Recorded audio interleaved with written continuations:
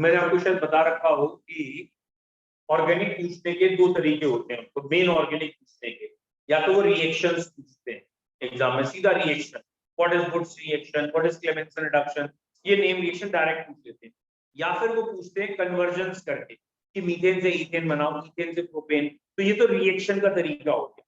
और जो दूसरी चीज पूछी जाती है वो होती है रिएक्शन मैकेनिज्म से, कि जो कंसेप्चुअल क्वेश्चन होते हैं कि भाई प्रोटीन ज्यादा एसिडिक है या इथाइन ज्यादा एसिडिक है, तो वो होगा हाइपर कंजुगेशन मीसोमेरिक इफेक्ट वहां से। तो वो इंडक्टिव और mesomeric effect is very important, very very important, मतलब उससे आपको ऑर्गेनिक में क्लियरिटी आती है, क्योंकि ऑर्गेनिक एक सिस्टमैटिक ब्रांच है, पूरा सिस्टम समझ में आता है। बेटा हम पढ़ रहे हैं general method of preparation of alkene, ठीक है। अब मैं शॉर्ट में आपको बताता जाता हूं, आपने अगर घर पे रिवाइज भी नहीं किया तो आप देख लीजिए। पहला मेथड प्रिपरेशन में पढ़ते हैं एसएसआर, सेवेटियर एंड सेंड्रेंस रिएक्शन। उसमें हम अनसैचुरेटेड हाइड्रोकार्बन लेते हैं, उसमें हाइड्रोजन पास करते हैं निकेल या प्लेटिनम की प्रेजेंस में, हाई टेम्परेचर पे सैचुरेटेड हाइड्रोकार्बन बनते हैं। तो अगर आप एल्कीन या एल्काइन लेंगे तो एल्कीन या एल्काइन से एल्केन बनेगा। सेकंड रिएक्शन जो बहुत इंपॉर्टेंट है, बहुत पूछी जाती है, वो वुड्स रिएक्शन पढ़ते हैं। वुड्स रिएक्शन में हम हेलो एल्कीन्स लेते हैं, या इसका नाम होता है एल्काइल हैलाइड। एल्काइल हैलाइड की रिएक्शन हम सोडियम से करते हैं ईथर की प्रेजेंस में, और यहाँ जो बनते हैं वो होते हैं हायर एल्कीन। मैं जानबूझ के आर वर्ड अवॉइड कर रहा हूँ लिखने में, कि आपको ये वर्ड्स याद हो जाए कि एल्काइल हैलाइड की सोडियम से रिएक्शन होती है तो हायर एल्केन बनते हैं। इस रिएक्शन का एक ड्रॉबैक है, ऑड या अनसिमेट्रिकल मेंबर बनाने के लिए अच्छा मेथड नहीं है, बन जाते हैं मीथेन तो बनती ही नहीं है, लेकिन ऑड या अनसिमेट्रिकल के लिए अच्छा मेथड नहीं है, क्योंकि मिक्सचर में बनता है, सेपरेट करना मुश्किल। याद आ गया। इसके बाद अगला मेथड सोडियम की जगह जिंक ले लो, तब यही रिएक्शन का नाम बदल के क्या करते हैं, ट्रैंक एंड रिएक्शन। और अगर आप चाहते हैं कि ऑड मेंबर भी बनने लगे, अनसिमेट्रिकल मेंबर बनने लगे, तब नाम क्या था, कोरिंग हाउस रिएक्शन। और तब थोड़ा सा रिएक्शन का मैकेनिज्म या रिएक्टेंट्स बदलने पड़ते हैं। एल्काइल हैलाइड की रिएक्शन दूसरे एल्काइल हैलाइड से करिए लिथियम एंड कॉपर आयोडाइड की प्रेजेंस में, पहले लिथियम फिर कॉपर आयोडाइड, फिर ये वाला एल्काइल हैलाइड लेंगे तो ये आर आयोडाइड भी बन जाएंगे, ठीक है। इसमें एक और मेथड 100% लिखा होगा इसके बाद, रिडक्शन। और उस रिडक्शन में हमने ये कहा होगा कि एल्काइल हैलाइड में हाइड्रोजन पास करके निकेल की प्रेजेंस में तो एल्केन भी बन जाएंगे उतने ही कार्बन। तो ये चार तरीके से बेसिकली हम कह सकते हैं हेलो एल्केन या एल्काइल हैलाइड से बने। डन, ठीक। इसके बाद हमने एसिड से दो तरीके पढ़े होंगे, जिसमें एक का नाम होगा डी कार्बोक्सिलेशन, है ना। डी कार्बोक्सिलेशन का हमने क्या पढ़ा होगा, सोडियम सॉल्ट ऑफ एसिड है, इसकी सोडा लाइम से रिएक्शन कर दें तो एल्केन बनता है एक कार्बन कम का, तो ये एल्केन का फॉर्मेशन होता है one carbon less than acid. याद आया, डी कार्बोक्सिलेशन क्लियर है सर? नेक्स्ट, हाँ बेटा बोलो। सर इस मेथड से हम मीथेन बना सकते हैं? हाँ, क्यों नहीं बन सकते, मीथेन का लैब मेथड ऑफ प्रिपरेशन ही यही है, एक कार्बन कम का बनेगा, या दो कार्बन का एसिड ले लो, एक कार्बन का बन जाएगा मीथेन। तो इस मेथड से मीथेन भी बन सकता है और बाकी मेंबर भी बन सकते हैं, बस एक कार्बन कम हो जाए। और कोई डाउट? सर बोलो। सर आइसोप्रोपाइल ब्रोमाइड की कोरे हाउस रिएक्शन करके बता दीजिए बेटा किससे?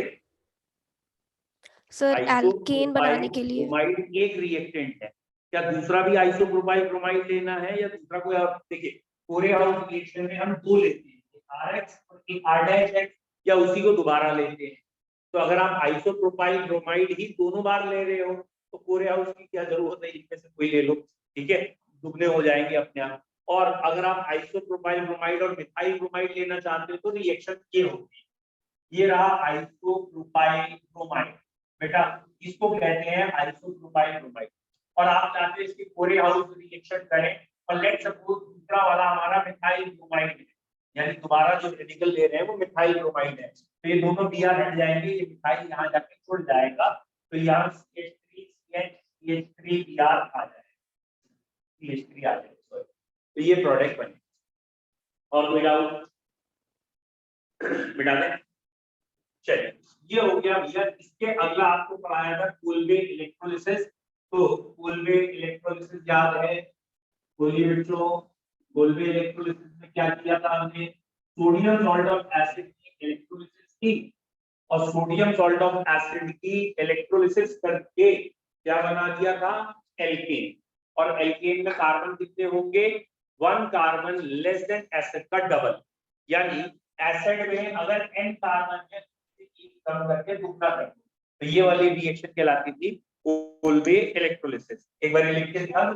सर हमने कोल्स इलेक्ट्रोलिसिस नहीं करी है शायद। कोल्बे इलेक्ट्रोलिसिस नहीं पढ़ी अभी? No sir, sir Clemmensen No, reduction और sir, अभी वुल्फ नहीं पढ़ी किसनर है। पढ़ी है। चलिए कोई बात नहीं, अब कोल्बे इलेक्ट्रोलिसिस अभी नहीं दी, इसका मतलब तो अभी तो आज कोल्बे इलेक्ट्रोलिसिस होगी। वैसे मुझे लगा कि डीकार्बोक्सिलेशन पढ़ा है तो उससे अगली कोल्बे होती है। कोई बात, रिडक्शन हो गया है। रिडक्शन तो कई तरीके का हो गया होगा, रेड फास्फोरस HI से रिडक्शन, सीधा एल्केन बन गया। डन। रिडक्शन आपने मिट्टी में नाम मिलाने वाला भी पढ़ लिया, क्लेमेंसन रिडक्शन, ठीक है। जिंक अमलगम HCl से अगर हम कार्बोनिल कंपाउंड का रिडक्शन करेंगे तो एल्केन बन जाएंगे। रिडक्शन आपने हाइड्रोजन इन निकल से भी पढ़ा होगा। नहीं, हाइड्रोजन इन निकल से अल्कोहल में रिएक्शन होती है, ठीक है। Hydrazine in presence of base से पढ़ा होगा, इसका नाम था कोल-क्रिस्टनर रिडक्शन, ठीक है। यहाँ तक हो गया ना? कितने मेथड पढ़े? चलिए यस अब सर, बोलो। यस सर, इतना ही हुआ है। Very good. तो अब जो 2 मेथड बचे हुए हैं वो देखिए, ठीक है। देखिए बेटा, पहला मेथड है हमारा दैट इज कोल्ब्स इलेक्ट्रोलिसिस, ठीक है। कोल्ब्स इलेक्ट्रोलिसिस, तो ये क्या है भैया? इलेक्ट्रोलिसिस, कोल्बे इलेक्ट्रोलिसिस क्या है? पहले देख लो बच्चों क्या है ये मेथड।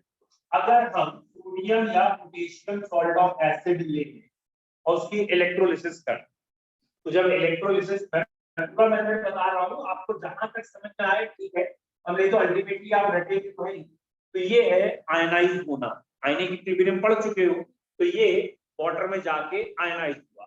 अच्छा, वाटर में जाके आयनाइज हुआ तो वाटर भी है वहां पे, और वाटर H और OH में टूटता है। यहाँ तक क्लियर है? अब यहाँ पे ये अभी आप 12th में और पढ़ोगे, और जिन बच्चों ने रेडॉक्स ठीक से पढ़ा उन्हें याद होगा, यहाँ 2 कैटाइन है 2 एनाइन, तो बेटा कैथोड में दोनों तो इकट्ठे चले नहीं जाएंगे। क्यों? इसका अपना रिड्यूस होने का एक पोटेंशियल है, पावर है इसकी अपनी, तो जिसको कम एनर्जी चाहिए वो जाके रिड्यूस होगा। फिर से सुनो, सिंपल भाषा क्या है, ये कैथोड पे क्यों जाता है? H आयन या Ni आयन कैथोड पे क्यों जाता है? ये इलेक्ट्रॉन लेने जाता है, न्यूट्रल होने जाता है, क्योंकि इस समय ये अनस्टेबल है, चार्ज है। इस चार्ज को खत्म करने के लिए ये कैथोड पे जाता है, तो ये इलेक्ट्रॉन लेना चाहता है, ये भी लेना चाहता है। कौन इलेक्ट्रॉन जल्दी लेना चाहता है या ज्यादा लेना चाहता है? Common sense. अरे बेटा ये तो सोडियम है ना, ये तो मेटल्स हैं, मेटल्स आर डोनर, ये थोड़ी जल्दी लेना चाहते हैं, ये तो डोनेट करना चाहते हैं। तो इस कंपैरिजन में ये इलेक्ट्रॉन जल्दी लेना चाहता है, तो एट कैथोड क्या होगा? तो बेटा कैथोड पे चला जाएगा H आयन, क्योंकि ये इलेक्ट्रॉन जल्दी लेगा, और ये H बनेगा, 2H मिलेगी और H2 बन जाएगा। तो कैथोड में कौन सी गैस हमें मिलती है? हाइड्रोजन। बोलो क्लियर है? अब हमें बात करनी है एनोड पे क्या होगा। तो एट एनोड, बेटा एनोड पे ये R नेगेटिव जाता है, एक इलेक्ट्रॉन छोड़ता है, एक इलेक्ट्रॉन छोड़ने पे ये चेंज हो जाता है फ्री रेडिकल, और ऑक्सीजन के फ्री रेडिकल, ऑक्सीजन पे जब तक नेगेटिव था तब तक तो ऑक्सीजन खुश था, ऑक्सीजन मोर इलेक्ट्रोनेगेटिव एलिमेंट है, लेकिन फ्री रेडिकल अनस्टेबल है, फिर पीछे से बॉन्ड तोड़वाएगा फ्री रेडिकल में, और फ्री रेडिकल में तोड़वाने के बाद CO2 अलग हो जाए। तो एनोड पे क्या है? एक CO2 निकल गई, यानी एसिड में जो कार्बन था वो निकल गया, और ये क्या बन गया? फ्री रेडिकल, और ये तो अनस्टेबल है बेटा। ये फ्री रेडिकल एक और फ्री रेडिकल आपस जुड़ के क्या बना देते हैं? एल। तो 2 फ्री रेडिकल जुड़ के क्या बना देंगे? एल्केन। सेल के अंदर क्या रह गया? ये वाली चीज स्पीशीज चली गई एनोड पे, ये वाली स्पीशीज चली गई एनोड पे, सेल के अंदर कौन रह गया?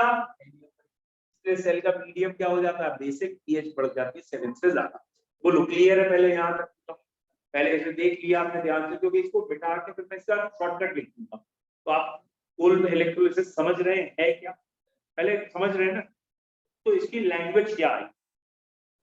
When sodium or potassium salt of carboxylic acid is electrolyzed, then alkanes are obtained at NO। मतलब अभी लैंग्वेज शॉर्ट में तो यही आई, ये सब थोड़ी लिखेंगे। लिखे पहले जनरल पॉइंट कोल्ड इलेक्ट्रोलिसिस में।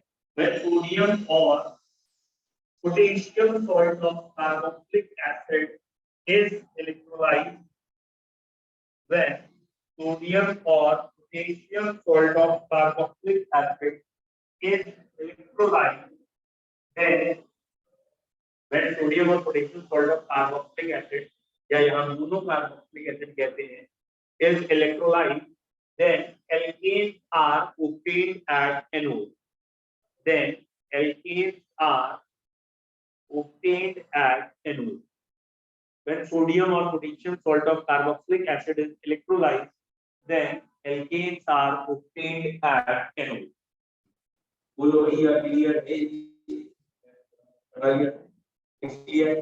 ये भी लिख लो यार, मैं शॉर्टकट भी लिखाऊंगा, लेकिन मैं चाह रहा हूं पहले आप ये लिख लोगे तो आपको शॉर्टकट बहुत जल्दी समझ में आएगा। एक बार ये ना आप पूरा लिखें, right from starting from here to this.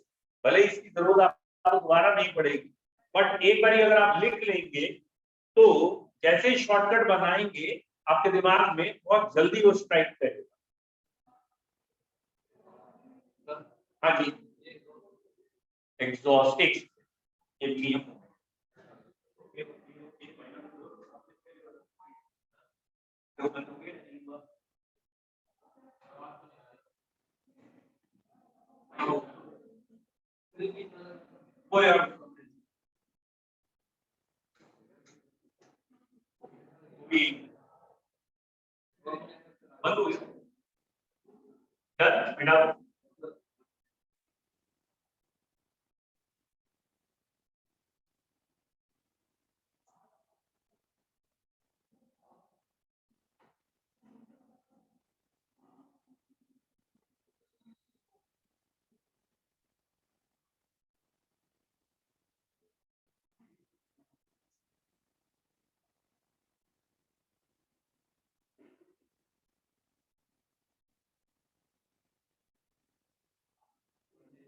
ना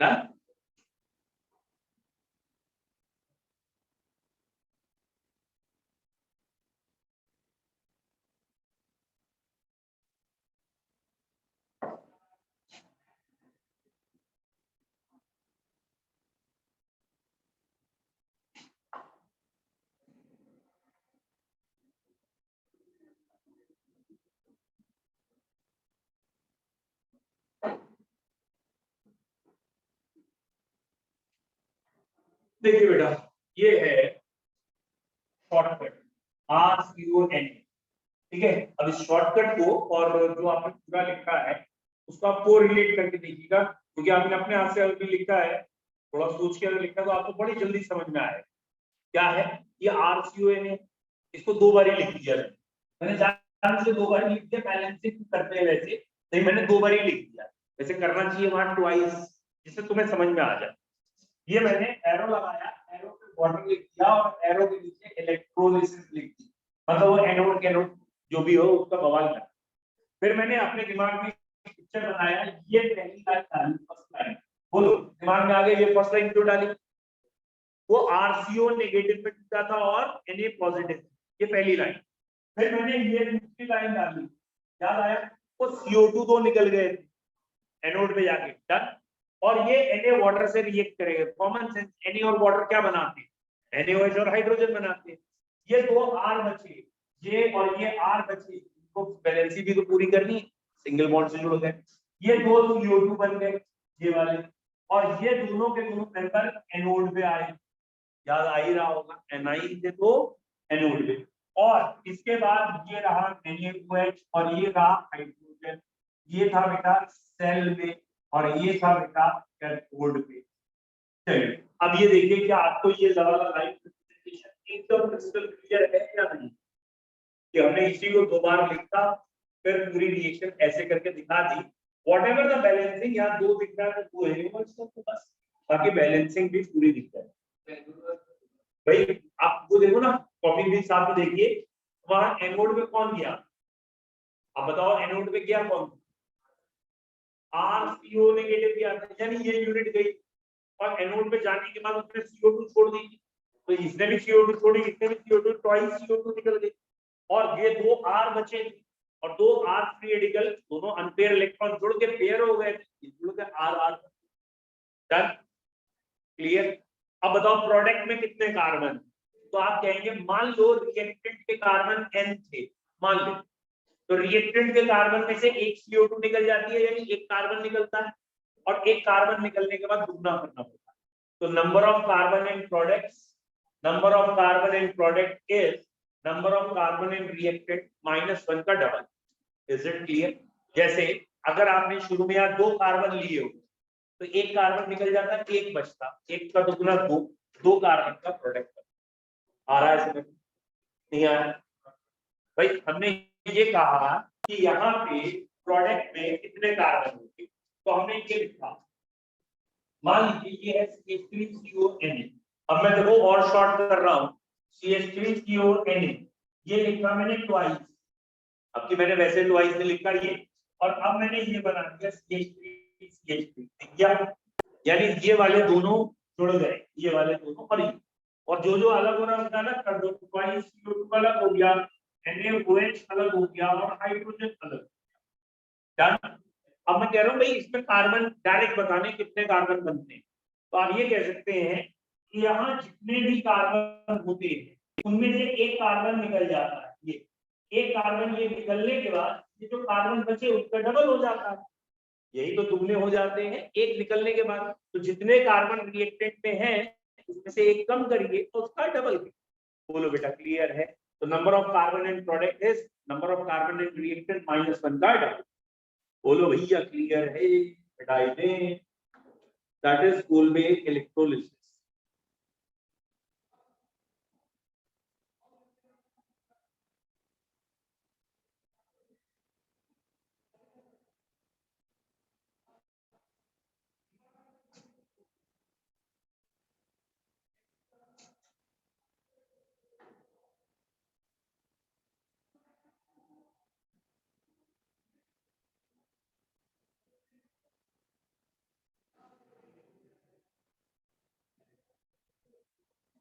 क्या हुआ बेटा? बोलो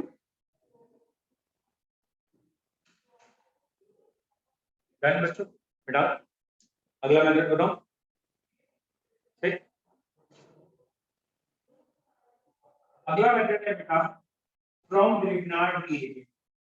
ये एनसीईआरटी में हो सकता है नहीं दिया हो, लेकिन कोई दिक्कत नहीं है, ये कन्वर्जन में काम में आता है, आगे से काम में आता है, इसलिए मुझे बताना है फ्रॉम ग्रिग्नार्ड रिएजेंट। ठीक है, जल्दी से अगला फ्रॉम ग्रिग्नार्ड रिएजेंट। बेटा केमिस्ट्री में ये कंपाउंड RMgX ये कहलाता है ग्रिग्नार्ड, ठीक है, रिएजेंट। तो अगला मेथड है फ्रॉम ग्रिग्नार्ड रिएजेंट या RMgX। ठीक है, बोलो बेटा क्लियर है?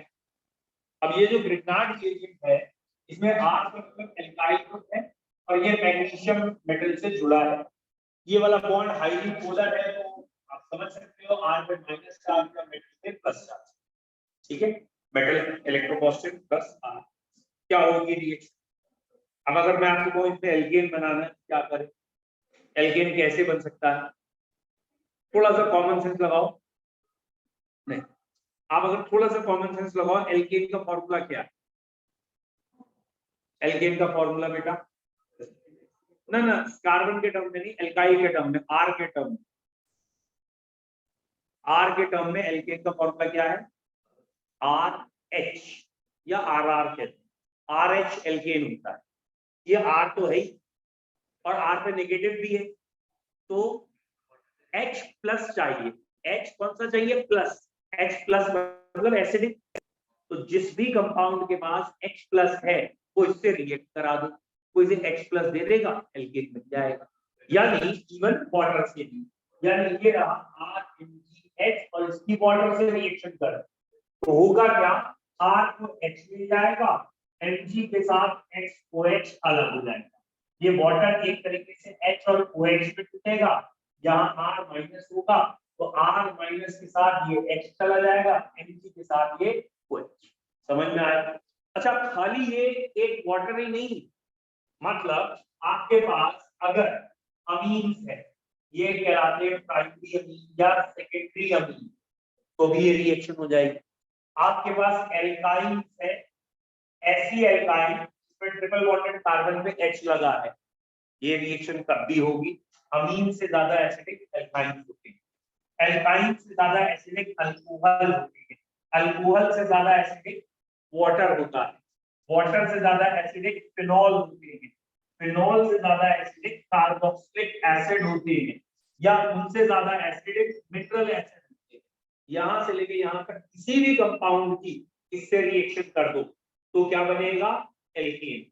लेकिन ध्यान क्या रखना, जो 90% बच्चे, 100 तो नहीं लेकिन 90% बच्चे 12th वाले ये रिएक्शन गलत करते हैं। 90%, 100 नहीं 90 क्या गलती करते हैं? आप किसी 12th वाले बच्चे से अगर ये रिएक्शन लिख के देंगे ना उसे कि मान लो CH3MgCl ग्रिग्नार्ड रिएजेंट इसकी C2H5OH से करें क्या बने? ठीक है, आप विश्वास न माने, पूछ के देखिएगा। 10 लोगों से अगर आप पूछेंगे तो 10 में से आई होप तो 9 जने इसका आंसर जल्दबाजी में गलत, ठीक है, इंक्लूडिंग मी। ठीक है, तुम्हारी गिनती पूरा करने के लिए मैं अपने को गलत कर दूंगा। तो क्या गलती करते हैं? क्या बनेगा प्रोडक्ट? अब एल्केन का नाम बताएगा, मीथेन, इथेन, प्रोपेन, कॉमेडी करने आए यहाँ पे। हाँ, क्या बनेगा? जल्दी बोलो, जल्दी बोलो क्या बनेगा। अच्छा, मैं आपको ऑप्शन दे देता हूँ, ठीक है। यहाँ मैं आपसे कह रहा हूँ क्या बनेगा। एक ऑप्शन दे दिया मीथेन, एक ऑप्शन दे दिया इथेन, एक ऑप्शन दे दिया प्रोपेन C3C2H5 और चौथा ऑप्शन है CH3O C2H5। कौन सा बनेगा? ठीक है, बोलो ठीक बनेगा।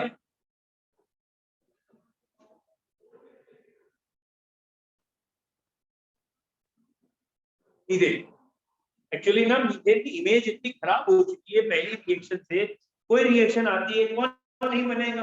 मीथेन नहीं बन सकता, मीथेन नहीं, वो बोलते बोलते आदत पड़ जाती है, इसकी इमेज इतनी खराब हो गई है तो ऐसा लगता ही नहीं है इथाइल अल्कोहल, ऐसा लगता नहीं है मीथेन बना दे, हमें ऐसा लगता है कुछ ज्यादा बड़ा बनाते हैं। ठीक है, तो इसलिए प्रोपेन, कई लोग ईथर, कई और कुछ बना रहे होते हैं। मतलब मीथेन तो सोच के नहीं चलते। 12th के बच्चों को ये क्वेश्चन देना और उससे कहना कि कोई दिक्कत नहीं, बस तुम्हें ये बता दो मुझे ऐसे कौन नहीं बनेगा, गारंटी दे रहा हूँ 90% में यही होगा। बोले ये तो नहीं बनेगा, हटाओ, ये सब बन सकते हैं, शायद ये हो वो, यही बनेगा यार। तो आपने भी क्या गलती की, क्या ध्यान नहीं दिया? कितने कार्बन का एल्केन बनना है ये डिसाइड कौन कर रहा है? ग्रिग्नार्ड रिएजेंट का एल्काइल ग्रुप डिसाइड करेगा। यहाँ जितने कार्बन होंगे उतने कार्बन का आपको एल्केन बनाना है। इसका CH3, इसका खाली H आके जुड़ेगा और ये एल्केन बनेगा। समझ में आया? इस मेथड का एक नाम भी है, समवॉट जेरी-बिट्नॉफ मेथड है, लेकिन इसका नाम से ज्यादा हिट नहीं है। आपके बुक्स में तो नाम नहीं है तो आप छोड़ सकते हैं, और अगर आप लिखना चाहेंगे तो कोई दिक्कत नहीं है, जेरी-बिट्नॉफ मेथड। ठीक है, तो अगर 12th के किसी बच्चे से पंगा ले रहे हो कोई दिक्कत नहीं है, और वो बता भी देना इसका सही आंसर मीथेन होगा, है ना? अच्छा कोई बात नहीं, वो तो तुम्हें पता है। अब ये बताओ जेरी-बिट्नॉफ मेथड क्या, इज इट क्लियर? तो कहेगा ये क्या होता है, ये तो नहीं पता, कहना जो तुमने बताया ना उस मेथड का नाम ये वाला। ठीक है, लिख लिया है, चलिए। अब मैं बोल रहा हूँ भैया, पहले रिएक्शन तो बोलने दे, लैंग्वेज पहले, बाद में लाइन प्रेजेंटेशन, पहले लैंग्वेज लिखा करो भैया। लिखिए हेडिंग करके, या next method from Grignard reagent, उसमें डैश के लिखते हैं when Grignard reagent is reacted with, when Grignard reagent is reacted with, इससे रिएक्शन करना चाह रहे हैं, is reacted with compounds having active hydrogen, कोई भी कंपाउंड को जिसमें एक्टिव हाइड्रोजन हो, when Grignard reagent is reacted with compound having active hydrogen, then alkanes are obtained when Grignard reagent is reacted with compound having active hydrogen, then alkanes are obtained corresponding to Grignard reagent. ये भैया corresponding to का मतलब है जितने carbon Grignard भाई के आएंगे उतने कार्बन का एल्केन बना के दिया जाएगा। When Grignard reagent is reacted with compound having active hydrogen, then alkanes are obtained corresponding to Grignard reagent। ठीक है, अब बेटा ये लिख लो कौन कौन से कंपाउंड है एक्टिव हाइड्रोजन के। ये तुम ऐसे लिखोगे तो याद नहीं कर पाओगे। इसका नाम है प्राइमरी अमीन, सेकेंडरी अमीन। समझ में आ रहा? ये अमीन है, अमीन समझते हो? अमीन, ठीक है, प्राइमरी अमीन, सेकेंडरी अमीन, ठीक है। और ये क्या है? एल्काइंस है, ठीक है, ट्रिपल बॉन्ड, ये एल्काइंस है। ये तुम अच्छी तरह भली बात ही जानते हो। Is it clear? ये क्या है? हाँ, ये देखो कितनी तेज आवाज है, इतनों में नहीं आई। ये अल्कोहल है, ठीक है, जिसके आईयूपीएसी नेम में क्या आता है? आईयूपीएसी नेम में OH आता है, OL आता है, OL, ऑल, एवरीथिंग, ऑल है ये। डूब मरो, आगे लिखा पानी में, ये रहा पानी में डूब मरो, वाटर है। ये है फिनॉल, ठीक है, ये फिनॉल। और ये क्या है? कार्बोक्सिलिक एसिड, और ये बाकी एसिड, ठीक है।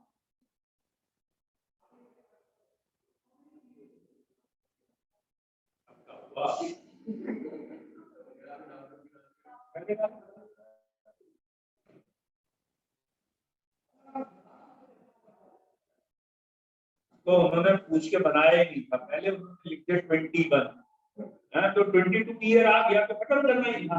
उसका नाम ही था 21, तो 21 तक ही रहना था वो। अब जैसे 22 आया हटा दिया, ठीक है, उसने नाम अच्छा नहीं रखा। Is it clear? बताओ हिंदी में फैमिली को परिवार क्यों कहते हैं? हिंदी में फैमिली को परिवार क्यों कहते हैं? हाँ, वेरी गुड, इंटेलिजेंट हो, ठीक है। सोचोगे समझ में आ जाएगा। इसमें एक्चुअली ना एक वर्ड आ रहा है, वाह, है ना? अरे वेरी गुड, कैचिंग पावर तेज है। तो समझ में नहीं आता, केमिस्ट्री पढ़ाते तो नहीं कैच करते। ये एंटीना कहीं और तरफ होता उस समय, इस समय बड़ी तेज कैच किया। वेरी गुड, ठीक है, वेरी नाइस। मैं मतलब इन लोगों से कह सकता हूँ डेफिनेशन याद कर लो तो डीप हो जाते हैं, मतलब बहरे हो जाते हैं, याद ही नहीं होते। और इनसे कहो बेटा परिभाषा, अब याद हो जाए, है ना? परिभाषा तुरंत याद हो जाती है, डेफिनेशन नहीं। बोलो क्लियर है? ठीक है। What is difference between definition and परिभाषा? ये एक और आया है, एक में इंग्लिश। हाँ बेटा क्या है? सेम ही हुआ तो सेम ही है। हाँ भाई जल्दी बोलिए, पास पास। हाँ, एक में वॉर है, परिभाषा में वॉर है। हाँ है, इसमें है डेफिनेशन और परिभाषा की बात। हिंदी इंग्लिश है, एक बात तो सही। और क्या डिफरेंस? और हैं? जो तो बोलो। एक्चुअली ना डेफिनेशन बोलते समय कहीं ना कहीं ऐसा लगता है डीप हो जाना चाहिए, गहरा होना नहीं चाहिए। अच्छा, इसको जब बोलते परिभाषा, उसमें परी ये लोग अलग कर लेते हैं, भाषा अलग कर लेते हैं। तब इन्हें बड़ा आराम समझ में आता है, अच्छा परियों की भाषा है, अब समझ में आ जाएगा। फिर इनसे कहते हैं ना इसकी परिभाषा सुनाओ, परियों की भाषा सुनाओ। याद आ गया? ओके। केले बाबू ने खाना खाया? नहीं खाया, अभी छापड़ा पड़े थे, ठीक है। आजा बाबू, लड़ के पिट जाओगे। चलिए नेक्स्ट, डन, कोई डाउट? अच्छा, कुछ मेथड एक या दो मीथेन के लिए स्पेशल है। जैसे एक है कार्बन डाइसल्फाइड और हाइड्रोजन सल्फाइड, ये दोनों ही sulphide, carbon disulphide, hydrogen sulphide, ये दोनों इनऑर्गेनिक कंपाउंड, ठीक है, इनऑर्गेनिक कंपाउंड है। और उसकी कॉपर से रिएक्शन कर, तो कॉपर से रिएक्शन करेंगे तो ये मीथेन बन जाएगा और अलग हो जाएगा Cu2S, ठीक है, और 8 कॉपर से करते हैं, 8 कॉपर से ये 4 सल्फर है और यहाँ लगा दूं तो 8 हाइड्रोजन में है, 8 हाइड्रोजन नहीं, 4 सल्फर और 2 यहाँ पे, 2 यहाँ। ठीक है, ये बैलेंसिंग करना चाह रहा हूं मैं। I hope so it is now balanced. Yes. ठीक है, तो ये मीथेन बनाने के लिए एक मेथड है, शायद बर्थोलेट ने बनाया था इस मेथड से, तो बर्थोलेट सिंथेसिस कहलाती है। लेकिन कई बार टीचर पूछ लेते हैं, नॉट वेरी इंपॉर्टेंट, इंपॉर्टेंट तो नहीं है, फिर भी अगर आप याद करें तो लिख सकते।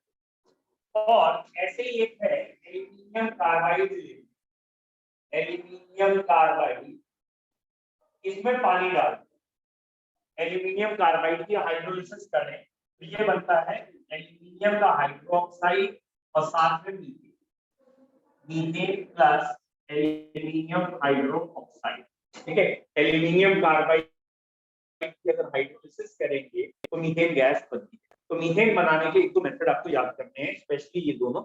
एल्यूमिनियम की जगह बेरिलियम कार्बाइड होगा तो भी चलेगा, Be2C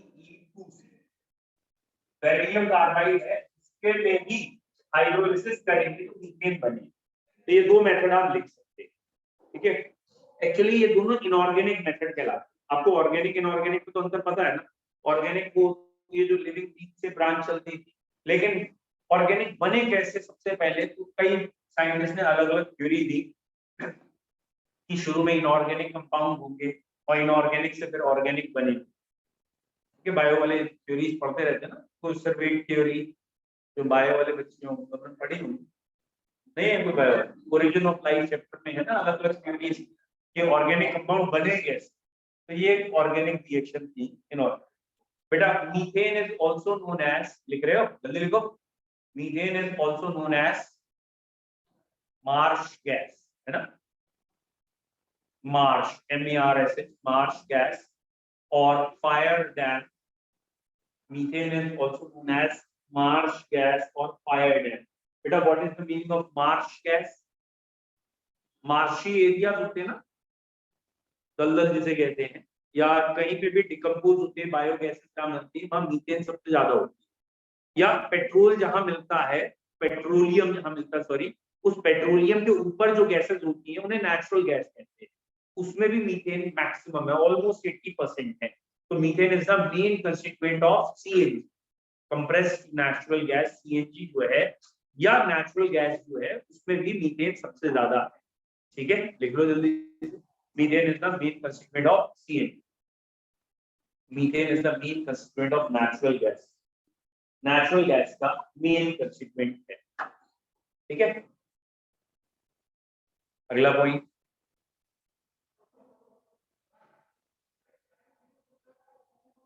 ठीक है,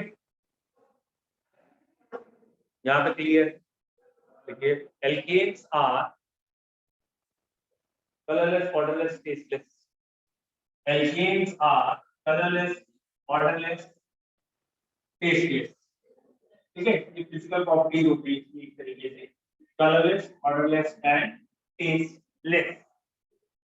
ठीक है बेटा, LPG में मेनली क्या होता है? LPG घरों में जो सिलेंडर होता है उसमें मेनली क्या होता है?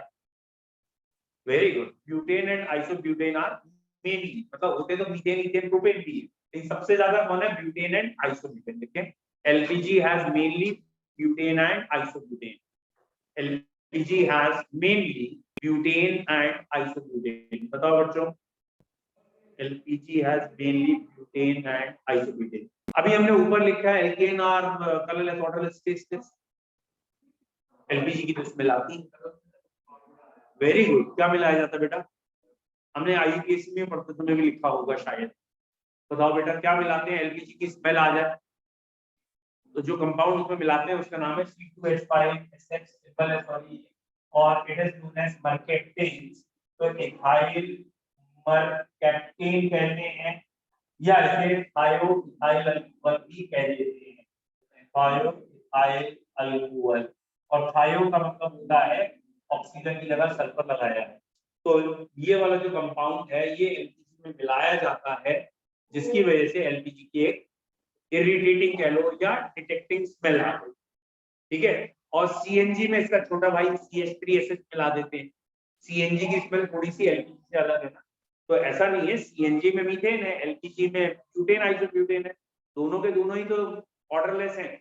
लेकिन ऑर्डरलेस होने से प्रॉब्लम क्या है, ये तो हाईली कंबस्टाइल गैसेस हैं और कहीं गैस लीक कर रही है और आपको पता ही नहीं है ना, और आपने लाइट अप कर दिया, ठीक है। कई बच्चे जैसे लाइटर लेके घूम रहे होते हैं, ठीक है, वो लाइटर जला दिया तो मालूम हुआ वो जलाना कुछ जा रहे थे, कहां से कहां पहुंच जाएंगे हैं, इसलिए हाँ वही कई बच्चे वो तो ऑर्डिनरी है, घर में पूजा वूजा करने के लिए कई लोग लाइटर ही रख लेते हैं, जो बत्ती अगरबत्ती जलाते हैं वो है नहीं, हाँ कॉमन सेंस है यार, और क्या जलाओगे, है नहीं है। वो बात अलग है, कभी कभी कुकू के पीछे लोग पूजा मतलब मंदिर बने होते हैं, वहां चले जाते हैं कुकू में, अपनी अपनी इच्छा आस्था है, कोई कहाँ जाके पूजा कर रहा है। बढ़िया, ठीक, बोलो भैया मेथड ऑफ प्रिपरेशन क्लियर हुए सारे, जल्दी से जल्दी एक बार रिवाइज करिए सारे मेथड ऑफ प्रिपरेशन, फिर केमिकल प्रॉपर्टी का आना है। एक आध फिजिकल प्रॉपर्टी और देखिए केमिकल,